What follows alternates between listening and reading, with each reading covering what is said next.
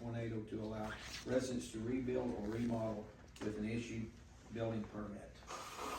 Yes, ma'am. Good morning, Commissioners. In our zoning ordinance, and I'm referring to the zoning parts of the county, living in an RV is considered commercial use. They should be in commercial RV places.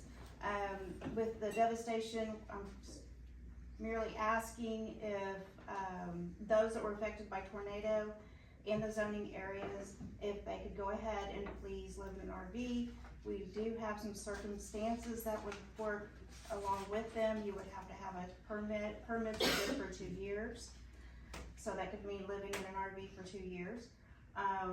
There's not a whole lot of damaged areas that we will, in the planning area. The area that was hit the hardest is in the building permit area only, not zoning. Therefore, we don't have this restriction on them. They can live in their RV as they choose to while rebuilding. But those in the zoning area, we would love to be able to have this for them, for an option.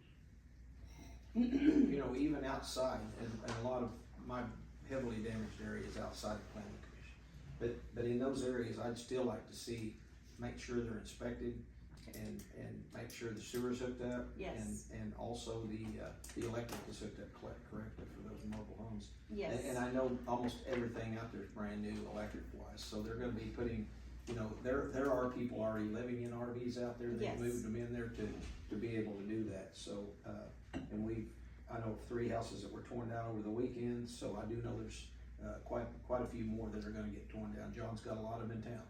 And frankly, Commissioners, spoken with our planning and zoning, we're gonna be pretty empathetic and sympathetic to those Yes. folks in the same situation here. We're gonna make sure that it doesn't become a public health issue.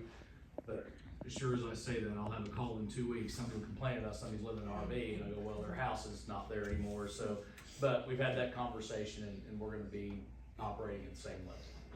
Mrs., each individual has to apply for a permit? Yes. Is there a Yes. cost associated with the permitting? No, Because if there is, we'd like to waive that. Correct. No, we already- No, if you have been damaged, destructed by the tornado, the May 25th, is that the right date? Destruction, then you will not be charged for a building permit or work permit. Motion to approve.